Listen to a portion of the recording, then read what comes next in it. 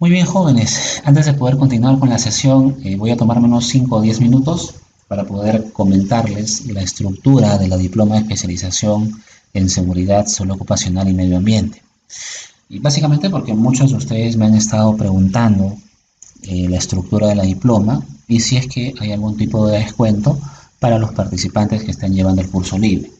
Y deben preguntar por el descuento porque ya deben tener conocimiento que el año pasado se les hizo un descuento bastante importante a los participantes que llevaron el año pasado el programa libre en seguridad y salud.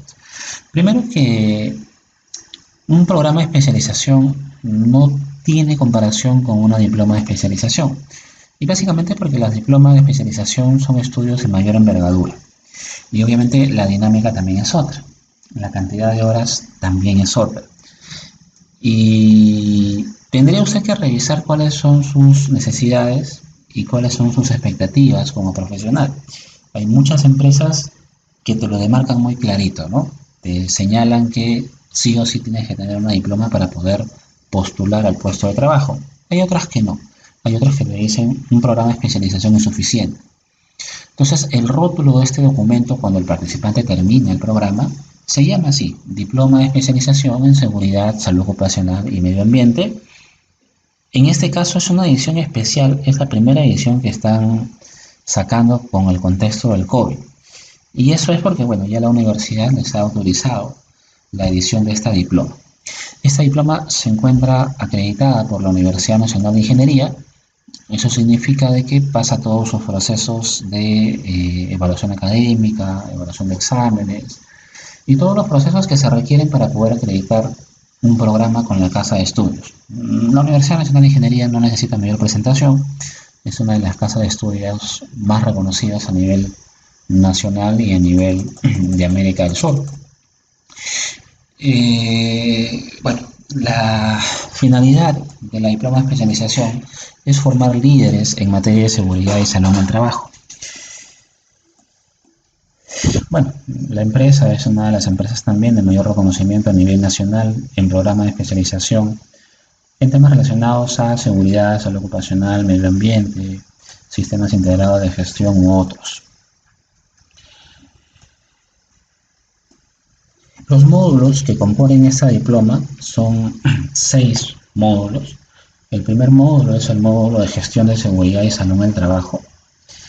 Estoy completamente seguro que con la base que ya tenemos podemos ir a un estudio de mayor envergadura donde las clases obviamente son en tiempo real y usted puede hacer las preguntas que sean necesarias para poder consolidar el conocimiento que ya estamos teniendo.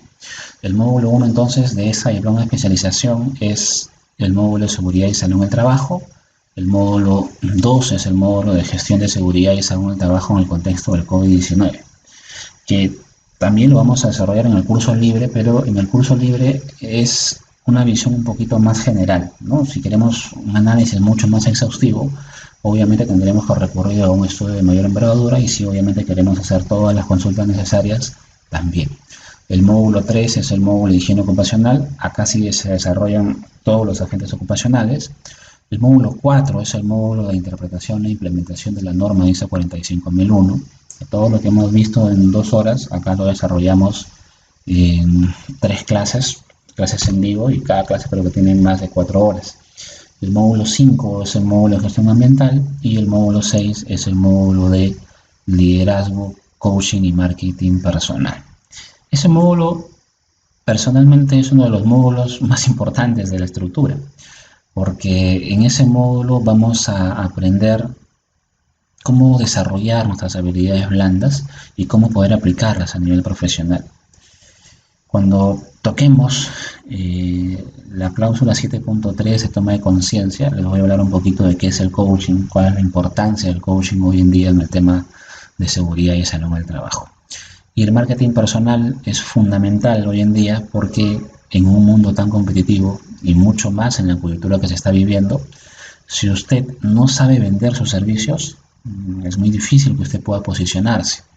Si usted no sabe presentar un currículum vitae, si usted no sabe estructurar un currículum vitae, es bastante complicado de que realmente usted pueda pasar siquiera el primer proceso de selección, porque a un evaluador le pueden llegar 500 postulantes y de los 500 postulantes muchas veces no se revisan todos los currículums, se revisan los primeros 100 o los primeros 200.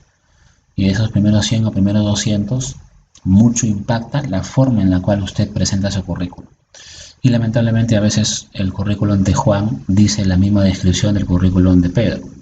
Ambos son responsables, trabajan bajo presión, etcétera, etcétera. Entonces la dinámica de los currículum vitae también está cambiando en el tiempo.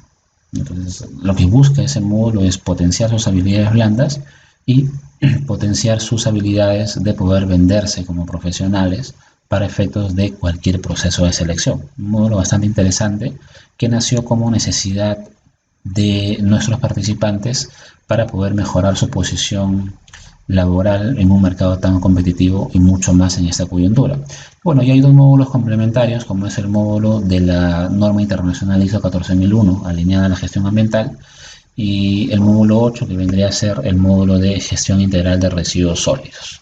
Bueno, ahí tiene usted todos los temas relacionados al módulo 1, los temas relacionados al módulo 2, los temas relacionados al módulo 3 de higiene ocupacional, los temas relacionados al módulo 4 de la norma internacional ISO 45001, donde se desarrolla cada una de las cláusulas de la norma, el módulo 5 de gestión ambiental y el módulo 6 de liderazgo y marketing personal, donde netamente es un tema de habilidades.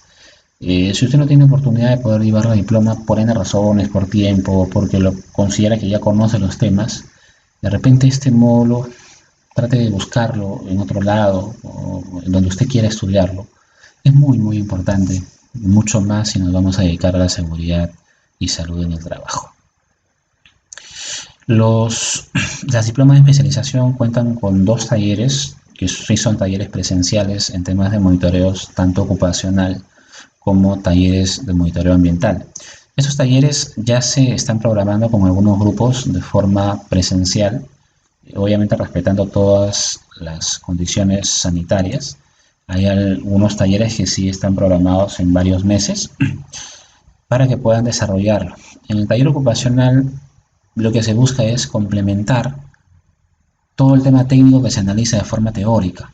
Entonces, en un monitoreo ocupacional en vivo, usted aprende a utilizar un sonómetro, aprende a utilizar un luxómetro, aprende a utilizar los equipos de monitoreo ocupacional en condiciones reales. Lo mismo con los talleres de monitoreo ambiental, ¿no? Usted va a aprender a poder desarrollar un monitoreo con el adecuado uso de un capturador de partículas, un multiparámetro, entre otros dispositivos ligados al tema ambiental. Lo que ofrece el programa como programa de especialización son certificaciones modulares, son 8 módulos, son 8 certificados modulares, los certificados por los talleres de monitoreo. Si hay participantes de provincia, los talleres se programan con tiempo para que el participante pueda tener todas las facilidades. En caso el participante no venga, los certificados, cuando se entregan, obviamente ya no se entregarían los certificados de monitoreo porque el participante no llegó a hacer el taller, pero el hecho de no hacer el taller no influye en el desarrollo de la diploma, dado que los talleres, tanto ambiental como ocupacional, son talleres netamente complementarios. Y bueno, el plato fuerte viene en la parte final, ¿no? La diploma de especialización en seguridad, salud ocupacional y medio ambiente por parte de la Universidad Nacional de Ingeniería. Es un documento, de repente se puede apreciar un poquito en la parte de fondo de la imagen. Es un documento en el cual solamente aparece el nombre de la universidad, en ese documento no aparece el nombre de la empresa, pero una vez que usted termina de estudiar los 8 módulos, usted tiene que rendir un examen de acreditación, que es como una evaluación final, ¿no?, de todo el desarrollo de los módulos. Terminado el desarrollo de los módulos, se hace la entrega de los certificados, obviamente a las personas que aprueben dicho examen. Bueno, algunos beneficios. El primero es que usted maneja, en este caso ya un aula virtual de la empresa. Usted tendrá un código de alumno, una contraseña, y a través de ese código y contraseña usted va a poder descargar todos los materiales educativos que normalmente los docentes facilitan. Nosotros tenemos una biblioteca digital donde ustedes van a poder encontrar diferentes textos de primera mano, tanto en materia de seguridad y salud, en normas internacionales, en gestión ambiental. Dentro de su aula virtual va a encontrar también una plataforma de bolsa de oportunidades laborales. En el caso de usted quiera mejorar su condición laboral o de repente esté buscando su primer trabajo, sus primeras prácticas. Entonces, en esta bolsa lo que se busca es posicionamiento. A nosotros como empresa nos importa mucho el posicionamiento del profesional porque es nuestra mejor carta de presentación. Entonces, acá va a encontrar semanalmente una serie de ofertas laborales que le van a permitir a usted poder postular de forma directa o indirecta y mostrar los conocimientos y obviamente toda la preparación que tiene, ¿no? Adicional a eso, usted va a poder formarse complementariamente y usted va a poder elegir entre poder llevar un curso de Excel o poder llevar un curso de AutoCAD. Esto lo va a llevar también de forma progresiva en su plataforma virtual, donde obviamente usted va a tener su propio usuario y su propia contraseña. Para este programa, que son programas de clases en vivo, se manejan dos horarios. Un horario sabatino que es de 4 de la tarde a 8 y cuarto de la noche y un horario dominical que es de 9 de la mañana a 1 y cuarto de la tarde. El programa está durando en promedio 4 meses y su acreditación es por 192 horas más algunos seminarios que se establecen, porque hay algunos seminarios como talleres que complementan al diploma. El diploma debe estar bordeando las 200 horas académicas. En la parte final va a encontrar los costos de inversión. Estos costos de inversión son los costos de inversión para público en general. Los estudiantes universitarios tienen un descuento mayor. Sobre esos costos de inversión usted le debe sacar el 40% de descuento, o sea, más o menos es la mitad de los montos que aparecen en esta inversión.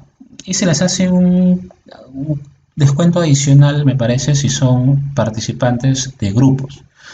O sea, si se matriculan 3 personas o si se matriculan 4 personas, se les hace un descuento adicional por ese ingreso corporativo. Muy bien, yo lo invito a revisarlo, lo puedo analizar y ya nos estaremos viendo seguramente en las clases en tiempo real con los participantes que lleven la diploma. Espero que les vaya muy bien y vamos a continuar con nuestra sesión. Muy bien, entonces vamos a hacer un bosquejo de la norma a través de quizás un ejemplo para que sea mucho más práctico. Ya cuando tengamos oportunidad de poder revisar toda la norma a profundidad en otro curso, seguramente analizaremos cláusula por cláusula, subcláusula por subcláusula. Pero para efectos de poder hacer una síntesis de la norma, creo que es mejor hacerlo a través de ejemplos que empezar a leerme toda la norma. Me demoraría por lo menos 1 hora y media y sería demasiado denso. Veamos, nosotros ya hemos hablado, por ejemplo, sobre el I per C. Y vamos a tomar ese ejemplo que hemos realizado en su momento. Se recordará que en su momento, para poder hacer el ejemplo o estructura del I per C, tomamos una operación que era la fabricación de un cuaderno, donde teníamos al trabajador que operaba con una máquina que tenía unas cuchillas. Se recordará, cuando hicimos el I per C, colocamos un ejemplo parecido a esto, ¿no? Entonces, en nuestra estructura del I per C, colocamos proceso, ¿no? La actividad, definimos la tarea, el puesto de trabajo, describíamos el peligro,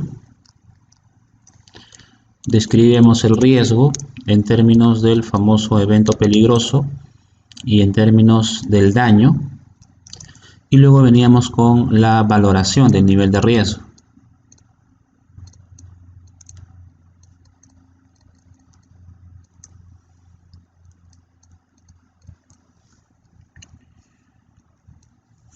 Donde trabajábamos el nivel de riesgo como el producto de la probabilidad por la severidad. Trabajamos 4 índices de probabilidad: índice de capacitación, índice de personas expuestas, índice de tiempo de exposición y el índice de procedimientos. Y trabajamos un índice de severidad donde el producto de el índice de probabilidad, que era la suma de los índices de capacitación más índices de personas expuestas más el índice de tiempo de exposición más el índice de procedimientos. La suma de los índices por el índice de severidad nos da a nosotros el nivel de riesgo, el cual interpretamos mediante una tabla que usted podía construir en base a un valor mínimo que podía votar el nivel de riesgo y en base a un valor máximo, ¿no? Si valoramos del 1 al 3 en cada índice, nos había arrojado que el mínimo valor era 4 y el máximo valor era 36. Y en base a eso, el trabajador se ubicaba en un nivel de riesgo y usted interpretaba ese nivel de riesgo para efectos de priorizar los controles.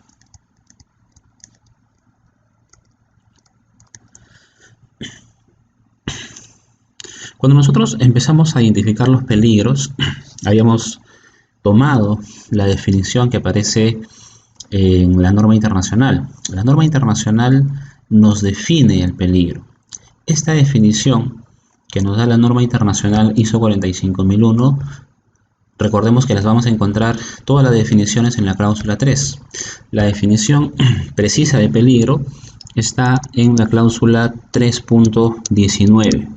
La cláusula 3.19, la norma internacional define al peligro como toda fuente con potencial de causar lesiones y deterioro de la salud. Esa es la definición formal. Solamente que cuando hablamos del IPRC hablamos que era toda fuente con potencial de causar accidentes o enfermedades.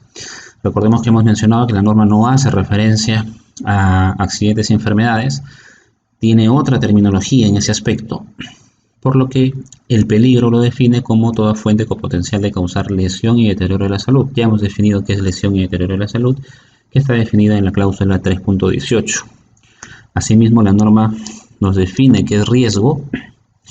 Esa definición de riesgo de la norma la vamos a encontrar nosotros en 3.21.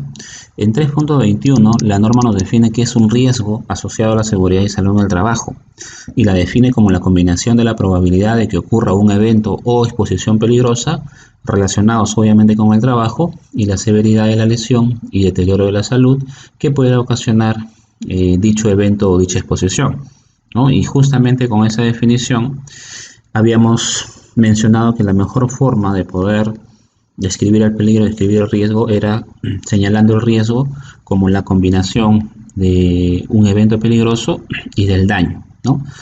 Que vendría a ser la descripción de la probabilidad y la descripción de la severidad. Con respecto al peligro, habíamos colocado nosotros algunos ejemplos muy someros y vamos a seguir con ese mismo ejemplo. Habíamos colocado, por ejemplo, aquí el peligro, el ruido. El peligro, habíamos colocado las cuchillas. Y luego habíamos escrito el daño, ¿no? El daño que me podía ocasionar el ruido podía ser la fatiga auditiva, podía ser la hipoacusia inducida por ruido ya en niveles más altos, y la cuchilla me podía generar un golpe, me podía generar un corte, o me podía generar inclusive la amputación de los dedos y o manos. Para poder responder y describir el evento peligroso, nos preguntábamos, ¿qué tiene que pasar con este peligro para que se ocasione el daño, ¿no? ¿Qué tiene que suceder?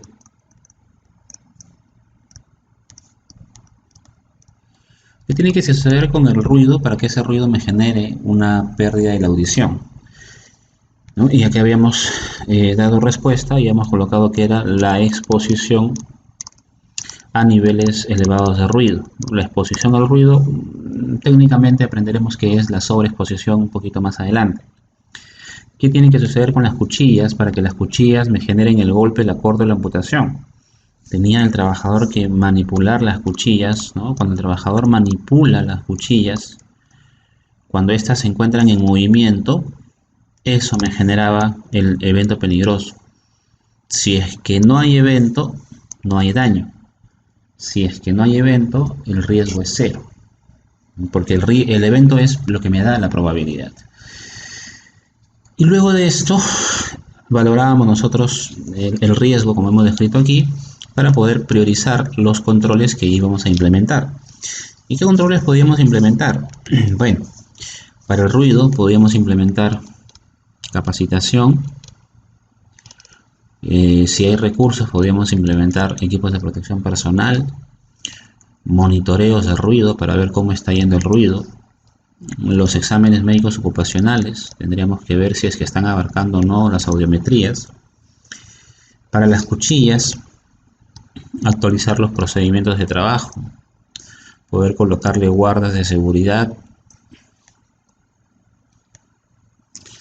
señaléticas para que el trabajador tenga presente que no debe introducir la mano.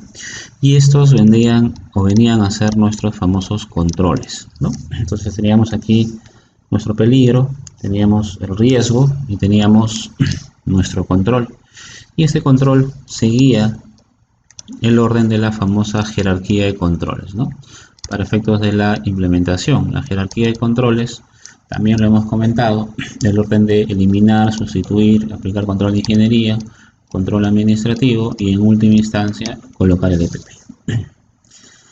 ¿Qué es lo que sucede muchas veces en las organizaciones? En las organizaciones lo que sucede es que a veces el encargado de seguridad plantea solo los controles. Cuando el encargado de seguridad plantea solo los controles es muy difícil, porque puede haber algún tipo de discrepancia con el jefe de planta. De repente usted quiere colocar una guarda, pero esa guarda que usted quiere colocar es una guarda totalmente cerrada, donde no hay ventilación y de repente termina manobrando la máquina. Entonces, muchas veces se plantean controles, primero sin coordinar con el área de producción, sin coordinar con el jefe de operación. Y segundo, muchas veces planteamos controles sin saber en qué situación está la empresa. ¿Cómo está la empresa? ¿Cómo se encuentra la empresa en estos momentos? ¿Está en capacidad de poder implementar todos estos controles? ¿Está preparada para poder implementar todos estos controles? Muchas veces nosotros decimos, ya, el control es este, pero pocas veces nos preocupamos por saber si realmente la organización realmente está en capacidad de poder implementar los controles, partiendo desde que si está en la capacidad de organizarse, de que si está en la capacidad de poder comprar el control, porque por ejemplo ahí hemos colocado equipos de protección personal, hay que comprar los EPPs, hemos colocado guarda de seguridad, pero no nos hemos preguntado si realmente tenemos los recursos necesarios para hacer eso. Entonces cuando uno implementa el sistema de gestión, cuando tú empiezas por el hiper, cuando usted empieza a implementar el sistema de gestión por el hiper, puedes tener problemas si es que no conoces a la organización. Ahora, si es una organización que usted ya conoce al revés y al derecho y viene trabajando ya un buen tiempo, obviamente va a tomar esas precauciones porque usted conoce la organización. Pero si es una organización en la cual usted es el consultor o de repente recién está tomando la administración del sistema de gestión de seguridad, es muy difícil plantear los controles sin conocer a la empresa. Por eso es que la norma, según lo que hemos estado revisando aquí, no empieza de la planificación, no empieza desde esta parte del IPRC, porque el IPRC ya viene a ser parte de la planificación. La norma empieza con una cláusula que nosotros le llamamos la cláusula 4. La cláusula 4 es una cláusula que busca entender y conocer a la organización. ¿Cómo entendemos y conocemos a la organización? Entonces, si usted tiene esa organización, la cláusula 4 se llama el contexto de la organización. Vamos a analizar cuál es el contexto de la organización y vamos a analizar el contexto interno y vamos a analizar el contexto externo y ver qué cuestiones internas, qué cuestiones externas pueden hacer que nosotros cumplamos o no cumplamos con nuestro sistema de gestión y el marco normativo legal. Por ejemplo, una cuestión interna importante, por ejemplo, ¿qué sucedería si es que el jefe de planta, no, el gerente, ya, ¿qué sucedería si es que el gerente es ajeno a todo el tema de seguridad? No le importa. Si implementó el área, bueno, fue porque de repente Recursos Humanos presionó y todo, pero simplemente el gerente no está comprometido con el área de seguridad. Ese es un problema, ese es un problema interno de la organización. ¿Qué pasaría si es que yo trabajo en una planta? Por ejemplo, en Lurín hay unas plantas de producción que tienen hasta el 70% de trabajadores que son trabajadores que han venido de la selva profunda hace muchos años e invadieron una parte de la zona industrial de Lurín. Y como son los trabajadores que tiene la zona en su entorno, esos trabajadores son los que empezaron a laborar en las primeras plantas que se implementaban en Lurín, en la zona industrial. Y esos trabajadores tenían el detalle de que no les gustaba utilizar zapatos, porque donde vivían no utilizaban zapatos. Y de la noche a la mañana, el encargado de seguridad no solamente le pedía que use zapatos, sino que utilicen los zapatos de seguridad. Entonces para ellos era todo un problema. ¿Por qué? Porque estos trabajadores no tenían cultura de seguridad. Ese es un tema interno de la organización, que puede afectar a que alcancemos los resultados, por supuesto. Porque si usted va a poner control, zapatos de seguridad, pero el trabajador viene de otro nivel de cultura de vida, de otro nivel de cultura de trabajo, la forma de trabajo de ese colaborador va a impedir que usted logre los resultados en el sistema de gestión de seguridad y salud. Entonces hay que analizar cuáles son los factores internos de la organización que pueden afectar al sistema de gestión de seguridad y salud. Y no solamente los internos, sino también los externos. Y en los externos, ¿qué puede afectar el cumplimiento? Oye, de repente mi fábrica es una fábrica que vende vasos de Tecnopor. Se dedicaba a todo el negocio de Tecnopor. Vasos, platos, en todos los tamaños, en todas las medidas. Y usted sabe que la regulación de Tecnopor está siendo cada vez más estricta a nivel mundial y también a nivel nacional. Ya las entidades del Estado están quedando prohibidas de comprarle Tecnopor a las organizaciones. Porque el Tecnopor es un elemento que contamina el medio ambiente por la larga cantidad de años que tiene para que se pueda degradar. Entonces, si tu negocio era venderle Tecnopor a las entidades del Estado, viene una regulación, oye, tienes un problema. Entonces, un tema externo a la empresa, porque no lo puedes controlar, es el tema legal. La regulación en Tecnopor puede hacer que tu negocio se vaya abajo. Y también quizás la competencia, ¿no? De repente la competencia también vendía Tecnopor, pero la competencia reaccionó más rápido. Y ya no están vendiendo Tecnopor, sino están vendiendo de repente un tipo especial de Tecnopor realizado con material biodegradable. Y si es que tu empresa se va hacia abajo, tus recursos económicos también se van hacia abajo. Por lo tanto, tus recursos como organización son limitados. Obviamente, quizás de todas las empresas son limitados, pero van a ser mucho más limitados.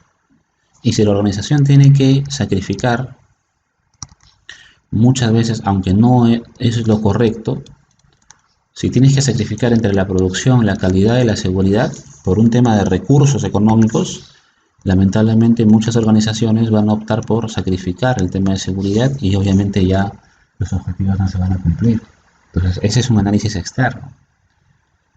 Es lo primero que la norma internacional ISO 45001 nos pide. Analice usted a la organización, internamente y externamente. Esa cláusula de poder analizar la organización interna y externamente es la cláusula 4.1, que nosotros le llamamos la cláusula del análisis de la comprensión de la organización y su contexto.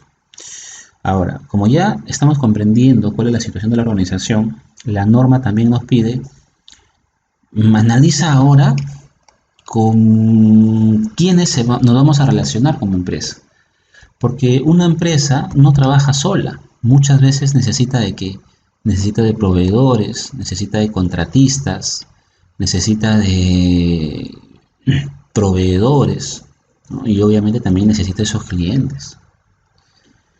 Y estas personas van a interactuar en tu organización. Si tú tienes un contratista, ese contratista va a ingresar a tu empresa, va a ingresar a tu proceso. Oye, pero si ese contratista se accidenta en tu proceso, tienes un problema legal.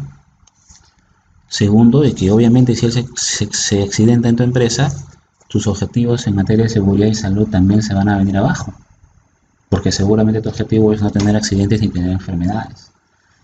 Entonces, ¿de qué me sirve implementar mi sistema de gestión? ¿De qué me sirve hacer mi planificación? Si es que va a venir un contratista y de buenas a primeras me va a malograr todo mi sistema de gestión. Entonces la norma te dice ahí, como ya has entendido tu organización en un contexto interno y externo, ahora analiza cuáles son las partes interesadas con las cuales usted va a trabajar. La norma define una parte interesada en la subcláusula, 3.2. En 3.2 la norma nos define una parte interesada como una persona u organización que puede afectar, verse afectado o percibirse como afectado por una decisión o actividad. Persona u organización que puede afectar, verse afectado o percibirse como afectado por una decisión. En este caso el trabajador puede verse afectado por parte del proceso. O viceversa, de repente el trabajador afecta directamente a tus trabajadores y obviamente va a afectar a tu sistema de gestión de seguridad y salud. De repente el contratista viene y te ocasiona un incendio y eso hace que 2 trabajadores mueran. Entonces sí tiene importancia analizar y tener todo un mapeo de cuáles son mis partes interesadas. Partes interesadas, definición en 3.2. Entonces, el análisis de las partes interesadas, la norma nos lo pide, ¿no? Y acá está en la estructura. Dice necesidades y expectativas de las partes interesadas. O sea, no solamente vamos a describir a las partes interesadas, sino vamos a ver qué necesitan y cuáles son las expectativas. Si ayudamos a que ellos puedan cumplir sus expectativas, eso los va a motivar a trabajar de forma segura y saludable. Eso lo encontramos en la subcláusula 4.2. Entonces acá tenemos 4.1, tenemos 4.2. Luego la norma te dice, como tú ya has entendido tu empresa, como tú ya sabes con quién se relaciona, ahora dime tú dónde vas a implementar el sistema de gestión. Y tú dirás, oye, pero ¿no se supone que la vamos a implementar en toda la organización? No necesariamente.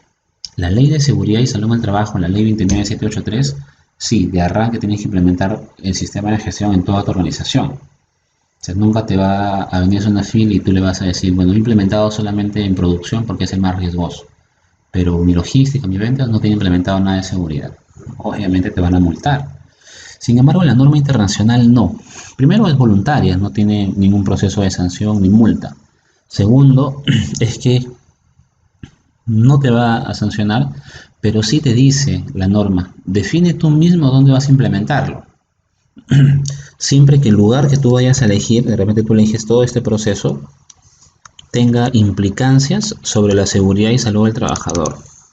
O sea, que implementes el sistema de gestión en los procesos más importantes para la seguridad y salud. Entonces yo defino de repente mi alcance y mi sistema de gestión. En la primera etapa, de repente va a ser en esta parte, ¿no? En toda esta parte que le estoy llamando el área de producción. Entonces estoy definiendo dónde implementar mi sistema de gestión. Para eso la norma te dice, tú desees, sin problema, implementa el sistema de gestión en una parte o en todas. Pero si tú implementas solo en una parte, garantízate de que existan funciones, responsabilidades y autoridades claras. O sea, de que cada uno, ¿no?, de los que trabaja sepa cuál es su papel con respecto a seguridad y salud. Entonces, si en la implementación tienes un jefe de producción, hay que definirle cuáles son sus funciones, sus responsabilidades y autoridades con respecto al sistema de gestión que se va a implementar. Eso es definir el alcance. Definir el alcance es colocarle los límites a mi sistema de gestión de seguridad y salud. Esa limitación, ¿no?, esa delimitación, precisamente es la que la norma nos pide en su cláusula 4.3. Luego la norma dice, como ya conociste la organización en 4.1, ya me has listado a las partes interesadas, ya has determinado sus necesidades y expectativas en 4.2 y también me has definido los límites del sistema de gestión en 4.3, ahora ten en cuenta que todos los procesos que la organización maneje tienen que estar alineados al proceso de seguridad y salud, lo que se define como establecer el sistema de gestión propiamente dicho. 4.4 si nosotros nos dirigimos a la norma, se llama así, Sistema de Gestión de Seguridad y Salud en el Trabajo. En 4.4, cuando leemos, dice que la organización tiene que establecer, implementar, mantener y mejorar continuamente el sistema de gestión, incluidos los procesos necesarios y sus interacciones, de acuerdo a los requisitos de la norma. ¿Qué significa eso? Que dentro de la organización usted va a tener diferentes procesos.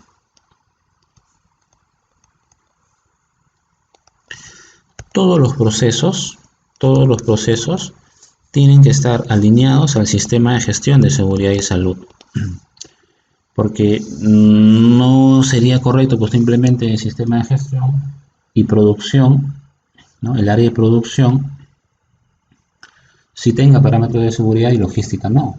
Entonces viene logística y como ellos no tienen parámetros de seguridad, podrían ocasionar algún incidente o accidente con tu área de producción, que sí tiene su lineamiento de seguridad. Entonces hay que establecer que los procesos de seguridad tienen que estar aplicados a todos los procesos de la empresa. ¿No? Lo hemos comentado. ¿Quieres comprar algo? Hay que analizarlo desde el punto de vista de seguridad. ¿Quieres cambiar algo, alguna estructura? Hay que analizarlo desde el punto de vista de seguridad antes de que tú hagas esa labor. No después, cuando ya tú ya lo hiciste y hay un accidente, o hay 2 accidentes, o hay 3 accidentados. Eso se hace antes. Entonces, esa determinación del sistema de gestión para que sea parte de los demás procesos, eso la norma lo define en su subcláusula 4.4. Por lo tanto, en resumen, la cláusula 4, que es la cláusula del contexto de la organización, se subdivide en subcláusula 4.1, 4.2, 4.3, 4.4. 4.1, comprensión de la organización. 4.2, necesidades y expectativas de las partes interesadas. 4.3, el alcance del sistema de gestión. Y 4.4, la definición del sistema de gestión, integrando nuestro proceso de seguridad a todos los procesos de la empresa. Entonces, vemos cómo la cláusula 4 es una cláusula netamente de comprensión de la empresa. Yo en la cláusula 4 no he hablado nada de peligro, de daño, de riesgo. No hemos hablado nada de monitoreos, nada. Es una cláusula netamente de organización.